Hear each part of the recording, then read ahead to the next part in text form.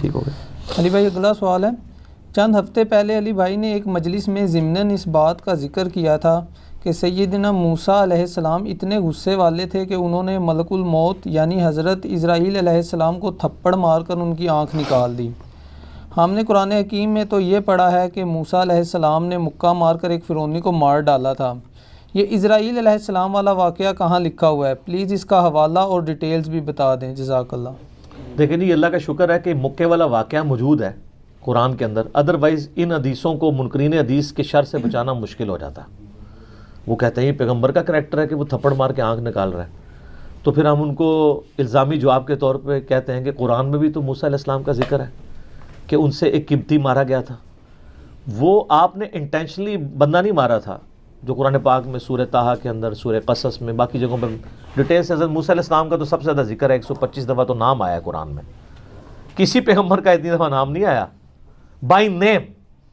ویسے سب سے زیادہ ذکر ہمارے نبی علیہ السلام کا ہے، چونکہ آپ تو سامنے موجود تھے تو ایز اے تھرڈ پرسن نہیں، سیکنڈ پرسن، صرف قل ہی 330 دفعہ آیا ہے نبی تم فرما دو، لیکن نام جو ہے وہ صرف 5 دفعہ آیا ہے، 4 دفعہ محمد اور 1 دفعہ احمد، اس پہ میرا کلپ ریکارڈڈ ہے۔ تو موسیٰ علیہ السلام اور ان کی قوم کا ایک بندے لڑ رہے تھے، تو وہ چھڑاتے چھڑاتے گھوسا مارا، جیسے چھڑانے کے لیے وہ کہتا، پھر موسیٰ علیہ السلام تو پتہ ہے جلالی سن، وہ بندہ ہی مار گیا۔ پھر وہ چلے گئے، اللہ تعالیٰ سے معافی مانگی، کہا شیطان نے مجھ سے کام کرایا، میری نیت نہیں تھی۔ یہاں پہ بھی بخاری اور مسلم دونوں میں حدیث موجود ہے کہ ملک الموت، جن کو ہم اسرائیل بھی کہتے ہیں، تو یہ بخاری مسلم دونوں میں موجود ہے کہ انسانی شکل میں حضرت اسرائیل علیہ السلام آئے اور کہا کہ حضرت موسیٰ علیہ السلام سے کہا کہ آپ اپنے رب کے حکم کو اوبے کیجئے، یعنی اپنی جان میرے والے کرو۔ ان چندہ چلتا پھرتا بندہ ہوئے، انہوں نے کہا ہاں جی سر چلو تیاری جے۔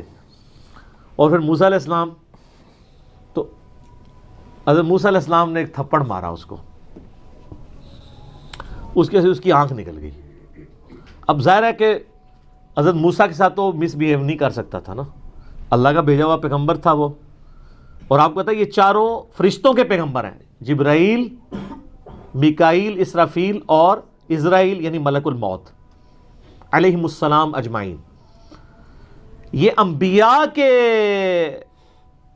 یعنی فرشتوں کے انبیاء ہیں، اسی وجہ سے یہ انسانوں کے انبیاء کے استاد بھی ہیں، ورنہ نبی کا استاد غیر نبی نہیں ہو سکتا۔ یہ میں آپ کو لاجیکلی بتا رہا ہوں۔ تو حضرت جبرائیل علیہ السلام انبیاء میں سے ہیں، فرشتوں کے انبیاء میں سے۔ تو وہ پھر اللہ تعالیٰ کے پاس واپس چلے گئے، حضرت ملک الموت، کہا کہ یا اللہ مجھے اس بندے کے پاس بھیجا ہے جو مرنے کو پسند نہیں کرتا، مرنے کو تو کوئی بھی نہیں پسند کرتا۔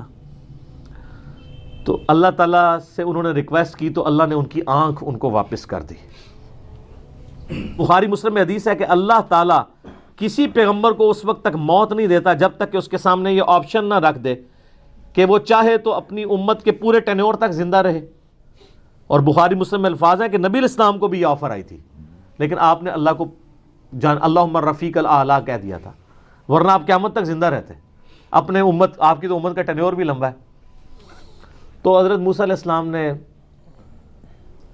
وہ تھپڑ مارا، وہ اللہ کے پاس گئے، بخاری مسلم کے الفاظ ہیں، اللہ نے آنکھ واپس کی، واپس ہے اور کہا اچھا اس طرح کرو، اللہ کو تو پتہ تھا نا بندہ ذرا جذباتی میرا ہی بندہ ہے، تو لہٰذا میرے بھی غصے کا برا نہ مانا کرے، منو ہی اللہ نے بنایا ہے، ہر بندے کی نیچر اپنی ہے۔ ابو بکر عمر نہیں بن سکتے، عمر ابو بکر نہیں بن سکتے، دونوں کی اپنی نیچرز ہیں۔ A man can never grow out of his skin۔ انسان جتنا بھی موٹا ہو جائے اپنی سکن سے باہر نہیں نکل سکتا، جو شاکلہ اللہ نے دیا ہے اس کے اندر ہی اس کی وہ ہوئی ہوتی ہے بلٹ اپ۔ بہرحال اللہ نے فرمایا اچھا موسیٰ سے کہو کہ کسی بیل کی پشت پہ اپنا ہاتھ رکھے، اس کے ہاتھ کے نیچے جتنے بال آ جائیں گے نا اتنے سال اور زندگی بڑھ گئی۔ سر وہ تو سینکڑوں بال بنتے ہیں۔ تو حضرت اسرائیل علیہ السلام یہ جب پیکج لے کے آئے نیا کہ حضرت پہلی تے معذرت ہوں اے پیکج ہے تہاڈی مرضی ہے، دیکھو منی پھر موسیٰ دی گئی ہے، ہونا تو چاہیے تھا کہ جس نے مارا ہے اسے بدلہ لیا جاتا، لیکن لاڈلا ہے۔ تو انہوں نے کہا اچھا اتنے سال میں زندہ رہوں پھر کیا ہوگا؟ انہوں نے کہا پھر موت، کل نفس ذائقۃ الموت، ہر ذی روح نے موت کا مزہ تو چکھنا ہے. تو پھر انہوں نے کہا جب اتنے سال بعد مرنا ہی ہے تو اب کیوں نہیں, جب یہ میں نے جام پینا ہی ہے موت کا. تو پھر انہوں نے کہا اے اللہ بس میں تجھ سے یہ دعا کرتا ہوں کہ مجھے ارض مقدس یروشلم کے قریب کر دے, میں اتنا قریب ہو جاؤں کہ وہاں سے اگر کوئی پتھر بھی پھینکے نا تو میری قبر تک پہنچ جائے, وہ مقدس زمین کے. جیسے ہماری بھی خواہش ہوتی ہے بقیع غرقد میں دفن ہو. مسلم شریف میں حدیث ہے کہ جس نے مدینے کے مصائب پہ صبر کیا تو میں اس کا شفیع بنوں گا. ترمذی میں الفاظ ہیں کہ ہو سکے تو مدینے میں مرو, جو مدینے میں مرے گا میں اس کی شفاعت کروں گا. اور بخاری میں حدیث ہے حضرت عمر کہا کرتے تھے اے اللہ مجھے شہادت کی موت دینا, اپنے رسول کے شہر مدینہ میں موت دینا. اللہ نے دونوں ان کی دعائیں قبول کر لیں, کیونکہ سب سے پہلے شفاعت اہل مدینہ کی ہونی ہے, بشرطے کہ وہ آپ کے فرقے کا ہو.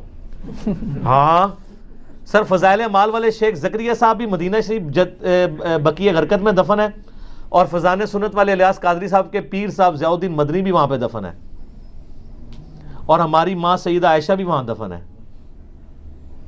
امام حسن علیہ السلام بھی وہاں پہ دفن ہے, امام باقر بھی وہاں پہ دفن ہے, امام مالک بھی وہاں پہ دفن ہے, حضرت عثمان غنی بھی وہاں پہ دفن ہے, اور عبداللہ ابن ابی بھی وہاں پہ دفن ہے.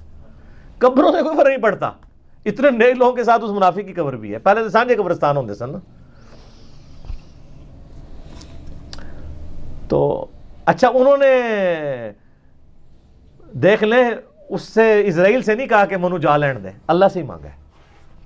تو اللہ نے ان کو قریب کر دیا, اور نبی علیہ السلام فرماتے ہیں جب وہ قریب ہوئے تو وہاں پہ ان کو موت دے دی, اور اگر میں چاہوں تو تمہیں سرخ ٹیلے کے پاس موسیٰ علیہ السلام کی قبر بھی دکھا سکتا ہوں. یعنی حضرت موسیٰ علیہ السلام گمنامی میں ایک قبر میں دفن ہے, کوئی مزار نہیں ہے. سر مزار یا لوگوں کا آنا اگر بزرگی کی دلیل ہو تو وہ بزرگ جس کا نام قرآن میں 125 دفعہ ہے موسیٰ علیہ السلام, اس کی قبر بھی ان نون ہے. ظاہر ہے جب وہ اکیلے وہاں پہ, بخاری مسلم میں صحیح مسلم میں 2 حدیثیں ہیں, آپ علیہ السلام فرمایا میں نے شب معراج سرخ ٹیلے کے پاس موسیٰ علیہ السلام کو قبر میں نماز پڑھتے ہوئے دیکھا ہے, اگر میں وہاں سے گزروں تو میں قبر بھی دکھا سکتا ہوں. اور اللہ کر رہے ہیں آخرت کی زندگی میں, اس کا دنیا سے کوئی تعلق نہیں ہے. تو یہ واقعہ بالکل درست ہے. اس پہ منکرین حدیث کا یہ والا اعتراض جو تھا وہ غلط ہے کہ وہ مطلب حضرت موسیٰ علیہ السلام کی ایک طبیعت تھی, وہ کہتے ہیں نہیں نافرمانی کی ہے, اللہ کے حکم کے لیے آئے تھے. اب پتہ نہیں اس وقت کیا گیون سرکمسٹانسز تھے, ہو سکتا ہے وہ یہ ایکسپیکٹ کر رہے ہوں کہ اس نے مجھے آ کے آفر کیوں نہیں دی ہے. جیسے نبی علیہ السلام کی بخاری مسلم میں حدیث ہے کہ کوئی نبی بھی آفر کے بغیر نہیں مرتا. تو دیکھو نا بھائی پھر پیکیج لے کے آیا ہے نا, وہ پہلے لے کے آتا نا. ٹھیک ہے, باقی ہر چیز اللہ کی مرضی سے ہی ہو رہی ہوتی ہے. ایک واقعہ بننا تھا بن گیا, اللہ تعالیٰ نے تھوڑا فرشتوں کو بھی جلال دکھا دیا موسیٰ علیہ السلام کا. تو باقی وہ جب پیکیج لے کے آیا تو پھر دیکھیں انہوں نے اس کو ڈیل صحیح طریقے سے کیا.